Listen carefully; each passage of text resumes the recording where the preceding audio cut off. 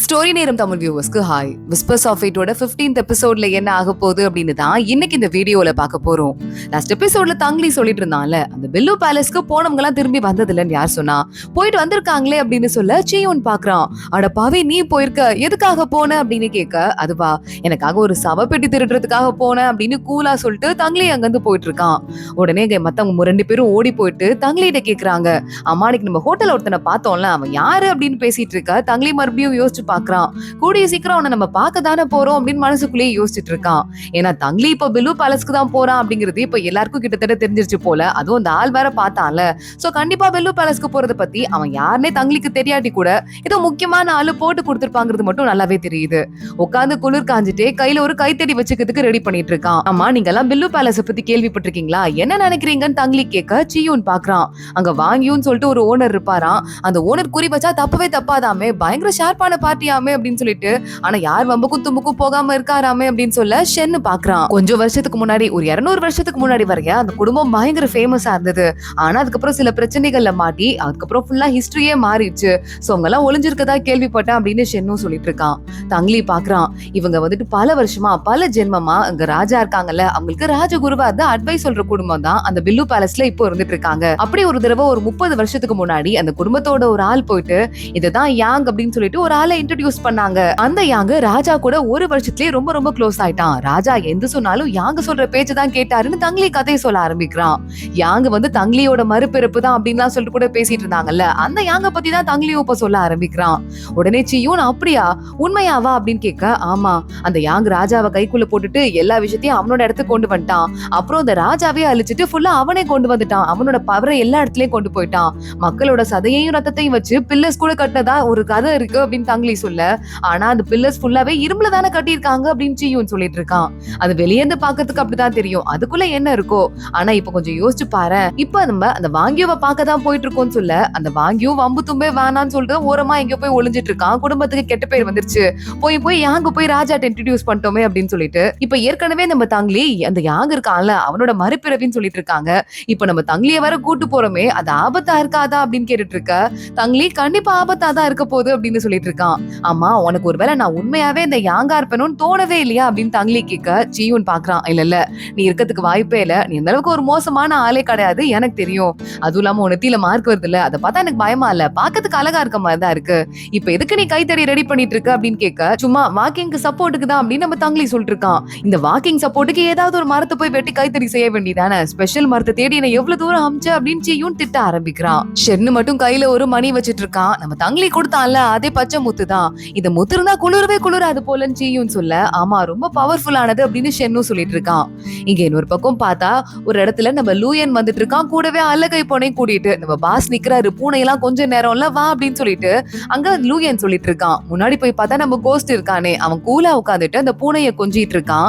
பூனை வளர்க்குறீங்களா அப்படின்னு சொல்லிட்டு ஷாக் ஆயிட்டு லூயன் கேட்க, கோஸ்ட் பாக்குறான். பூனை வளர்த்தா ரொம்ப பாசமா இருக்கும்னு சொன்னாங்க, அதான் எப்படி இருக்குன்னு செக் பண்ணி பாக்கலான்னு பாக்க அந்த பூனையோட நெகம் பட்டு கோஸ்டோட கையில லேசா ரத்தம் வந்து ஆறிடுது. அதுவே இது சரிப்பட்டு வராது போல, இந்த பூனை உயிரோட இருக்கிறது நல்லது கிடையாது அப்படின்னு சொல்லிட்டு பூனையை கொல்றதுக்கு போயிட்டு இருக்கான் இவன். உடனே இந்த அல்லகை பொண்ணுக்கு பாவமா இருக்கு, வேண்டாம் அப்படிங்கிற மாதிரி லூயனோட கையை பிடிச்சி இழுக்க, இல்ல இந்த பூனைக்கு ஏதாவது பேர் வைக்கலாமே அப்படின்னு கேட்டு லூயன் கூட டாபிக்க மாத்தி விட்டுட்டு இருக்கான். நான் உங்களை தேடி ஒரு முக்கியமான விஷயத்துக்காக வந்திருக்கேன் அப்படின்னு இந்த அல்லகை பொண்ணு நேரா அங்க கோஸ்ட பாக்குறா. ஒரு பெரிய என்ஜினியர் இருக்கார்ல, அவரை நான் பாக்கணும் அப்படின்னு. அவங்க பின்னாடிதான் இருக்கான். ஆனா ஒரு மாதிரி வியர்டான ஆளு, நான் பேசுற பேச்சையும் இவன் கேட்க மாட்டான். சாரி, என்னால ஹெல்ப் பண்ண முடியாது அப்படின்னு கோஸ்ட் சொல்லிடுறான். லூயன் பாக்குறான், அல்லகை பொண்ணுட்ட நீ இங்கே இரு, நான் உள்ள போயிட்டு வரேன் அப்படின்னு நேரா கிளம்பி உள்ள போறான். அங்க பார்த்தா அந்த இன்ஜினியர் பையன் இருக்கான். அவன் இருக்கான்ல, அவன் ஒரு பித்து பிடிச்சவன் போல. இந்த பில்லு பேலஸ்னு சொல்லிட்டு தங்லி கூட ஒரு பேலஸ் தேடி போயிட்டு இருக்கான்ல, அந்த பேலஸ ஒரு இன்ஜினியர் கட்டியிருக்காரு. அந்த பேலஸ கட்டின அந்த இன்ஜினியர் தான் உலகத்திலே ஃபர்ஸ்ட் இன்ஜினியரா. இவன் என்னதான் இருந்தாலும் செகண்ட் ரேங்க்ல தான் இருக்காராம். அதனால அவன் கடுப்பாயிட்டு போயிட்டு அந்த இன்ஜினியரை கொலை கூட பண்ணிட்டு வந்திருக்கான். ஆனா அப்ப கூட ஹிஸ்டரி புக்ஸ்ல எல்லாம் அவர் பேர் தான் ஃபர்ஸ்ட்ல இருக்கு. இப்ப போயிட்டு நீ எனக்கு ஹெல்ப் பண்றியா, நீதான் வந்து என்ன பொறுத்தவரைய பெஸ்ட் இன்ஜினியர் அப்படின்னு லூயன் அவன்கிட்ட போய் பேசிட்டு இருக்க. என்ன சொல்ற, உன்னை பொறுத்த வரையவா, நான் இப்போ என்ன பண்றேன் பாரு, இப்பதான் நான் ஒரு குட்டி மிஷின் கூட கட்டியிருக்கேன், அதுல ஃபுல்லா மேக்னெட்ஸ் இருக்குன்னு சொல்லிட்டு அது பவரை ஆக்டிவேட் பண்ண பயங்கரமா உடம்பெல்லாம் வலிக்க ஆரம்பிக்குது லூயனுக்கு. வலி தாங்க முடியாம வேகமா கழுத்தை பிடிச்சு நெரிச்சு, இங்க பாரு ஓவரா பண்ணிட்டு இருக்காத, நான் சொல்றேன்ல, உனக்கு கூட நான் ஒரு ஐடியா கொடுக்குறேன். இன்னும் 30 வருஷம் நீ கஷ்டப்பட்டு எதெல்லாம் கட்டினா கூட நீ அந்த ஆள் இருக்கால பழைய இன்ஜினியர், அவனோட பெரிய ஆள் ஆகிறதுக்கு வாய்ப்பே இல்ல. அதுக்கு ஒரு ஐடியா இருக்கு. நீ என்ன தெரியுமா பண்ற, அவன் வரைய என்னெல்லாம் கட்டியிருக்கானோ அதெல்லாம் போய் போய் அழிச்சிரு, அப்படி மட்டும் அழிச்சிட்டு அப்படின்னா அவனோட புகழை காப்பாத்துறதுக்கு எதுவுமே இருக்காது. அப்போ நீ கட்டுறதானே ஃபர்ஸ்ட் பிளேஸ் அப்படின்னு சொல்லிட்டு அந்த பில்லு பேலஸ் இருக்குல்ல அத அவன் தான் கட்டினான். அதை போய் அழிச்சிரு அப்படின்னு ஐடியா கொடுத்துட்டு இருக்கான். ஏன்னா தங்லி எங்க போறான்ல, அப்ப அந்த இடமே இருக்க கூடாதுன்னு ஏதோ ஐடியா பண்ணிட்டு இருக்கான் போல. எங்க தங்லி இன்னும் குளிர் காஞ்சிட்டு இருக்கவன், சரி நம்ம கிளம்புற நேரம் வந்துருச்சா போலாமா அப்படின்னு கேட்க, யோ பசிக்குது வெயிட் பண்ணுன்னு சீயுன்னு சொல்லிட்டு இருக்கான். ஷீஷி மட்டும் இருந்திருந்தா விதவிதமா சமைச்சிருப்பா, கொஞ்சோண்டு பொருள் இருந்தாலும். அவளை நான் ரொம்ப மிஸ் பண்றேன் அப்படின்னு சொல்லிட்டு இருக்க தங்லி பாக்குறான். ஷீஷியோட பொம்மைய கையோட செஞ்சு எடுத்துட்டு வந்துட்டு இருக்கான். அதை பாக்கிறதுக்கு அவனும் லைட்டா மிஸ் பண்றான் போலதான் இருக்கு. வேகமா ஷீஷி கூட வந்து கிஸ் எல்லாம் பண்ணால, அதை பத்தி யோசிச்சு பாத்துட்டு இருக்கான் தங்லி மனசுக்குள்ளேயே. இவன் மனசுக்குள்ள என்ன பிளான் இருக்கும் அப்படின்னு இவனுக்கு ஒரு சந்தேகம் வேற இருந்துட்டு இருக்கு. இங்க இன்னொரு பக்கம் பூஷுவை பாக்கிறதுக்கு அங்க மாஸ்டர் வந்துடுறாரு, கூடவே ப்ளூவும் வரான். ரெண்டு பேருமா சேர்ந்து பூஷு கிட்ட அந்த பொண்ணு இருக்கால ஷீஷி ஒரு பெரிய வந்து டாக்குமெண்டே கொடுத்திருக்கா, எந்தெந்த இடத்துல எல்லாம் அந்த கோஸ்ட் பில்ல விக்கிறாங்க அப்படின்னு சொல்லிட்டு அவன் ஞாபகமா வச்சு எழுதியிருக்கா. இது கண்டிப்பா பூஷு சார் உங்களோட ஹெல்ப் எங்களுக்கு கண்டிப்பா வேணும் அப்படின்னு சொல்ல, நான் ஹெல்ப் பண்றேன் அப்படின்னு பூஷு சொல்லிடுறான். உடனே இந்த ப்ளூ பாத்துட்டு இருக்கான். தங்லி எங்க இருக்கான்னு தெரியுது, அவன் அரெஸ்ட் பண்றதுக்கு ஆள் அனுப்ப வேண்டியதானே அப்படின்னு கேட்க இந்த மாஸ்டர் பாக்குறாரு. தங்லியை அரெஸ்ட் பண்றதுல இந்த ஆள் வேற குறியா இருக்கானே அப்படின்னு சொல்லிட்டு டக்குன்னு கையில வேகமா வாள் எடுத்துட்டு, இந்த வாளை பார்க்கும் போது எதிரிங்க எல்லாம் நடுங்க ஆரம்பிப்பாங்க. அவ்வளவு பவர்ஃபுல்லானது என்னோடது, இந்த வாளை நான் உங்களுக்கு கொடுக்குறேன் அப்படின்னு ரொம்ப சீனா வேகமா ப்ளூ கிட்ட கொடுக்க ப்ளூ பாக்குறான். சரி ஏற்கனவே என்கிட்ட 2 வாள் இருக்கு, 3வது வாள் எதுக்கு சார் எடுத்துட்டு போகணும், எனக்கு வேணாம் சார் அப்படின்னு சொல்லிட, தம்பி ரொம்ப பவர்ஃபுல்லா சீனை போட்டு எடுத்துட்டேன், இதை நீ கண்டிப்பா வச்சிருந்துதான் ஆகணும் அப்படின்னு மாஸ்டர் கொடுக்குறாரு. நீ என்ன தெரியுமா பண்ற, தங்லியை தேடி தானே கிளம்ப போற, அப்ப எனக்கு தெரிஞ்ச ஒரு ஆளையும் கூடயே கூட்டு போ அப்படின்னு மாஸ்டர் வாளை கொடுக்குற சாக்குல ஒரு ஃபேவர் ஒன்னே கேட்டுறாரு. அடுத்த நாள் பார்த்தா தங்லியை தேடுற அந்த குரூப் கூட ப்ளூ கிளம்பிட்டு இருக்கான். கூடவே நம்ம ஷீஷி கு 2 பேருமே கிளம்புறாங்க. இந்த ஃபேவர் தான் கேட்டிருக்காரு இந்த மாஸ்டர் கூட. அம்மா எதுக்காக இந்த பாதையில இவ்ளோ பேர் போறாங்க அப்படின்னு ஷீஷி கேட்க, ஆளுக்கு தங்லியை பிடிக்கிறதுக்கு தான் போறாங்க, யாரு தங்லியை பிடிச்சாலும் யாங்கோட மறுபிறவியை பிடிச்சிட்டாங்கன்னு அவங்களுக்கு பெருமை கிடைக்கும்ல, அதுக்கு தான் போறாங்க அப்படின்னு சொல்ல, தங்லிக்கு ஆபத்து இல்லையா அப்படின்னு கேட்டுட்டு ஷீஷி ஃபீல் பண்ணிட்டு போறா. பக்கத்துலயே பார்த்தா அந்த இன்ஸ்பெக்டரும் படையோட வரான். நான் கண்டிப்பா அந்த தங்லியை பிடிக்காம விட மாட்டேன் அப்படின்னு ஷீஷி பாக்குறா. இவன் ஒரு பைத்தியக்காரனா இருக்கான் போல அப்படின்னு நினைச்சிட்டு அவ பாட்டு கண்டுக்காமலே வந்துட்டு இருக்கா. இங்க கொஞ்ச தூரத்திலேயே ரொம்ப பெரிய பாலைவனத்துல நம்ம தங்லி குரூப் மாட்டிக்குது. ஏன்னா இவ்ளோ பாலைவனமா இருக்கு, பனிக்காட்டு தானே இருக்கும்னு சொன்னீங்க அப்படின்னு சீயுன் கேட்க, இப்ப பாரு அப்படின்னு சொல்லிட்டு கையில கடி தேடி ரெடி பண்ணால நம்ம தங்லி. அதை வச்சு ஒரு பெரிய ஒரு போடு ஒண்ணு போட உள்ள இருந்து போட்டு ஒண்ணு பறந்து வர ஆரம்பிக்குது. இது அப்படியே இந்த பாலைவனத்துல பறந்து எங்களை கூட்டு போயிருமா.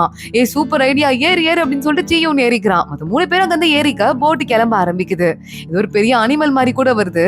அது பாரு நமக்கு ஹெல்ப் தான் பண்ண போகுது அப்படின்னு தங்லி சொல்ல, அது வேகமா ஏதோ கல்லாம் விட்டு எரிஞ்சிட்டு இருக்கு. ஆனா அந்த போட்டு அதையும் தாண்டி வேகமா கிளம்பி போயிட்டு இருக்கு. யோ செம்மையா இருக்கியா, ஜாலியா இருக்கியா அப்படின்னு சீயுன் கத்திட்டே போக தங்லி சிரிச்சிட்டு இருக்கான்.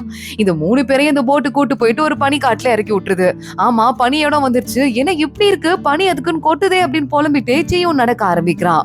கொஞ்ச தூரம் நடக்கிற வரையதான் பனி இருக்கு, அதுக்கப்புறமா பனி தண்ணியா இருக்கு. இப்படியே போனா எப்படி பில்லு பேலஸ்க்கு போக முடியும், பில்லு பேலஸ் எங்கதான் இருக்கு அப்படின்னு சீயுன் கேட்க, அங்க பாரு அந்த பனியெல்லாம் தானாவே ஒண்ணு சேருது. என்னைக்காவது ஒரு நாள் தான் இந்த பனியெல்லாம் ஒன்னா சேர்ந்து நமக்கு வலி கிரியேட் பண்ணி கொடுக்கும். ஆனா அப்பயும் நம்ம எல்லாருமே சேர்ந்து போக முடியுமான்னு தெரியாது, அந்த வெயிட் அது தாங்குமான்னு தெரியாது. ஒருத்தங்களா போறதுக்கு தான் பெருசா வாய்ப்பு கிடைக்கும் சொல்ல, கரெக்டா அந்த நேரத்துக்கு நம்ம தங்லியை அட்டாக் பண்றதுக்கு யாரோ வர மாதிரி இருக்கு. பார்த்தா ப்ளூ தான் வந்துட்டு இருக்கான். தங்லி எங்கடா போற, எடுத்து தப்பிச்சு போறியா அப்படின்னு சொல்லிட்டு கேட்டு அங்க வந்துகிட்டு இருக்கான். தங்லி அமைதியா திரும்பி பாக்கிறதுக்குள்ள தங்லி உடனே சீயுனை பார்த்து, சீயுன் ப்ளூ கூட சண்டை போடுற வேலையை நீ பாத்துக்கோன்னு சொல்ல, ப்ளூ பெரிய ஆளாச்சே நான் சண்டை போடணுமான்னு குழப்பத்திலேயே சீயுன் போறான். ஆனா மாசா சண்டை போடுறான். தங்லி பாக்குறான் இது முழுக்க பனி இருக்கிற இடம், நிழல் கிடையாது அப்படிங்கறதால ஷென்னால சூப்பரா சண்டை போட முடியாது. ஆனா சீயுன் மேகத்தால உருவானவன், அவனால கலக்கலா சண்டை போட முடியும். ஏன்னா மேகம் நேரத்துல பனி உருகி இருக்கனால ரொம்ப ஸ்ட்ராங்கா இருக்கும் அப்படின்னு சொல்ல சீயுன் பாக்குறான். இந்த விஷயம் எனக்கே இப்பதான் புரியுது, எனக்கு ரொம்ப சூப்பரா இருக்கு. வாயா ப்ளூ நீ பெரிய ஆள் தானே, என்கிட்ட சண்டை போட்டு பாரு பாக்கலாம் அப்படின்னு சீயுன் கூப்பிட்டு இருக்க. வேணா சண்டை போடாதீங்க அப்படின்னு கத்திக்கிட்டே அங்க கு ஓடி வரான். கூடவே நம்ம ஷீஷியும் ஓடி வரா. ஷீஷிய தங்லி பாக்குறான், கண்டுக்காத மாதிரி திரும்பி நின்னுக்கிறான். ஷீஷி ஆனா தங்லியவே பாத்துட்டு நிக்கிறா. தங்லி உடனே நம்ம ஷென்னையும் சீயுனையும் பார்த்து, நம்ம போக வேண்டிய நேரம் வந்துச்சு, வாங்க கிளம்பலாம் அப்படின்னு சொல்லிட்டு கூப்பிட, அந்த 2 பேரும் மட்டும் முன்னாடி கிளம்பி போயிட்டு இருக்காங்க. ப்ளூவும் இந்த கூட்டமும் சேர்ந்து பின்னாடியே அமைதியா போயிட்டு இருக்காங்க. கரெக்டா அப்பன்னு பாக்கும்போது ஏதோ நிலநடுக்கம் வர மாதிரி இருக்கு. தங்லி பாக்குறான். சீயுனையும் நம்ம ஷென்னையும் தனியா தள்ளி விட்டுறான். நீங்க 3 பேருமே சேர்ந்து நின்னீங்கன்னா அந்த பாறை தாங்காது அப்படின்னு. இல்ல நாங்க வராம நீ எப்படி போவ அப்படின்னு சென்னு கேட்க, கவலைப்படாதீங்க நான் பாத்துக்கிறேன்னு சொல்லும் போதே நம்ம ஷீஷி நிக்கிறால, அந்த பாறையும் உடையிற மாதிரி இருக்கு. ஷீஷி பயந்து நடுங்குறா. தங்லி வேகமா அவனோட கையில இருக்க அந்த ரிப்பன் துணி இருக்குல்ல அதை விட்டு ஷீஷியை காப்பாத்துறான். பத்திரமா நில்லு புரியுதா அப்படின்னு சொல்லிட்டு தங்லி நிக்கிற இடம் அப்படியே போலந்து கீழே பள்ளத்தாக்குள்ள விழுந்துடுறான். ஷீஷி பாக்குறா, ஐயோ தங்லி அப்படின்னு கத்திட்டு அவளும் கூடயே போய் பின்னாடியே விழுந்துடுறா. இங்க இன்னொரு பக்கம் அந்த வாங்கியூ பேலஸ் இருக்குல்ல, அந்த பேலஸ்குள்ள ஆள் இருந்துட்டு ஆளுங்க வந்துட்டே இருக்காங்க, இவங்களை விட்டு வைக்க கூடாது, சீக்கிரமா தீத்து கட்டுங்க அப்படின்னு சொல்லிட்டு அங்க இருந்து கிளம்பி போயிட்டு இருக்கான். ஷீஷி கண்ணு முழிச்சு பாக்குறா. கையில பார்த்தா அந்த பச்சை மூத்தி இருக்குல்ல, அது தங்லி நம்ம ஷென்னிக்கிட்ட இருந்து வாங்கி வச்சிருந்திருப்பான் போல பனில இருந்து காப்பாத்திக்கிறதுக்கு. அத ஷீஷி உள்ள விழும்போது அவகிட்டே தங்லி கொடுத்திருக்கான். இந்த முத்து எப்படி என்கிட்ட வந்தது அப்படின்னு கேட்டுட்டு தங்லி தங்லி அப்படின்னு கத்திட்டு இவ்வளவு பின்னாடியே போயிட்டு இருக்கா.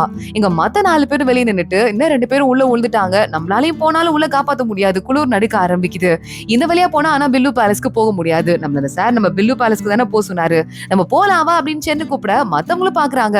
நாங்களும் வரோம் எல்லாரும் கிளம்பி கூடயே போயிட்டு இருக்காங்க. இங்க தங்லியை தேடிட்டு உள்ள போறால சீசி ஒரு பள்ளத்தாக்குல போய் தங்லியை கண்டுபிடிச்சிட்றா. தங்லியும் கத்திட்டு போக பக்கத்துல வராது அப்படின்னு சொல்லிட்டு நிறைய பூ இருக்கு. அந்த பூவெல்லாம் தங்லி பாத்துட்டு இருக்கான். இவன் கத்துனதுல சத்தம் தாங்காம அந்த பூ வெடிக்குது. தங்லியோட ஒரு கை ஃபுல்லா அப்படியே உரைய ஆரம்பிச்சிருது. உங்க கைக்கு என்னாச்சு அப்படின்னு கேட்க இங்க இருக்கிற பூ சொர்க்கத்துக்கும் பூமிக்கும் நடுவுல இருக்கிற பாலமா இருக்கு. இதால அதிகமான சத்தத்தை தாங்க முடியாதுன்னு சொல்ல சாரி உங்களை காப்பாத்த வரேன் நான் கத்திட்டு பக்கத்துல வந்துட்டேன் என்ன மன்னிச்சிருங்க அப்படின்னு சீசி சொல்லிட்டு இருக்கா. நிஜமாவே சொல்லு இந்த பூவெல்லாம் சுத்தி பார்த்துட்டு அப்புறமா சொல்லு நீ உண்மையாவே என்ன காப்பாத்ததான் வந்தியா அப்படின்னு கேட்க ஆமா அதுல உங்களுக்கு என்ன டவுட் அப்படின்னு பாவமா சீசி கேக்குறா. இந்த பூவெல்லாம் பாரு ஒண்ணுமாதான் பாக்குறதுக்கு அப்பாவியா ரொம்ப அழகா இருக்கு. ஆனா நம்ம கொஞ்சம் சத்தம் போட்டா கூட அதோட நம்ம வெடி இருக்குல்ல அது எலும்போட ஆழம் வரைய போயிட்டு நம்மள பயங்கரமா அட்டாக் பண்ணும். அதே மாதிரிதான் நீயுமோ உன்னோட ரத்தம் மட்டும் எப்படி என்ன குணப்படுத்தும் எனக்கு சத்தியமா புரியல. இது கண்டிப்பா லூயனோட பிளான் மாதிரி தான் இருக்கு. என்ன குணப்படுத்துற மாதிரி ஒரு மருந்து கொடுத்து மறுபடியும் என்ன கஷ்டப்பட்டதுக்காக லூயன் ஒன்னு அனுப்புனானா உண்மையை சொல்லு அப்படின்னு சொல்லிட்டு கேட்டுட்டு இருக்க. இல்ல அதெல்லாம் ஒண்ணும் கிடையாது நான் உங்களை காப்பாத்துறதுக்கு தான் வந்தேன் அப்படின்னு மறுபடியும் சொல்லிட்டே இருக்கா சீசி.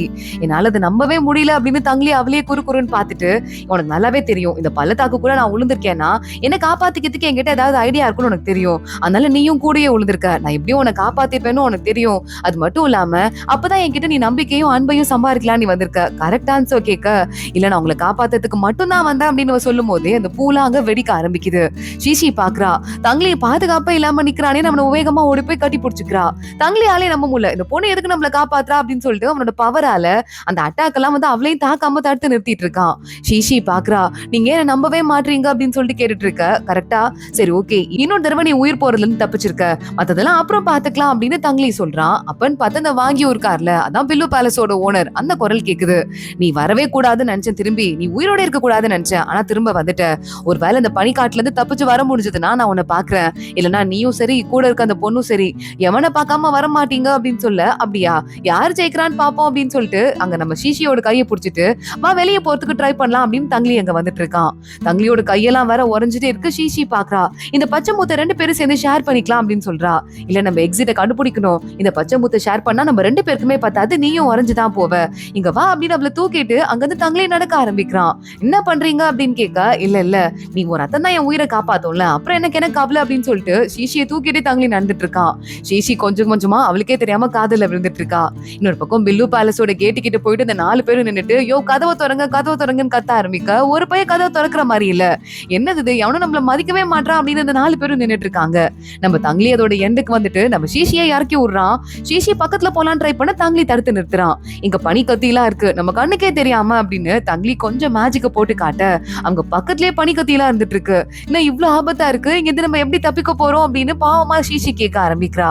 இதை கட்டினால அந்த இன்ஜினியர் ரொம்ப பெரிய அறிவாளி அதனால தான் தடம் அப்படி இருக்கு அப்படின்னு சொல்லிட்டு நம்ம தங்களி சொல்லிட்டு இங்க இருந்து வெளியே போகாட்டி கொஞ்ச நேரத்துல எங்கேயே இறந்து போயிருவோம் அப்படின்னு நம்ம சொல்லிட்டு ஃபீல் பண்ணிட்டு முதல்ல இங்க பாரு நீ ஒன்ன பாத்துக்கோ நான் என்ன பாத்துக்கிறேன் புரியுதா அப்படின்னு பக்கத்துல இருந்துட்டு நம்ம சீசியை பார்த்து சொல்லிக்கிட்டு இருக்கான் தங்களி. அதோட தான் இந்த எபிசோட் முடியுது.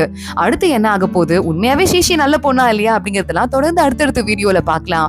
இந்த வீடியோவை லைக் பண்ணிக்கோங்க மறக்காம நம்ம சேனலுக்கு சப்ஸ்கிரைப் பண்ணிட்டு பெல் ஐக்கானையும் கிளிக் பண்ணிக்கோங்க. அடுத்த வீடியோல பாக்கலாம். அது வரைய பாய்.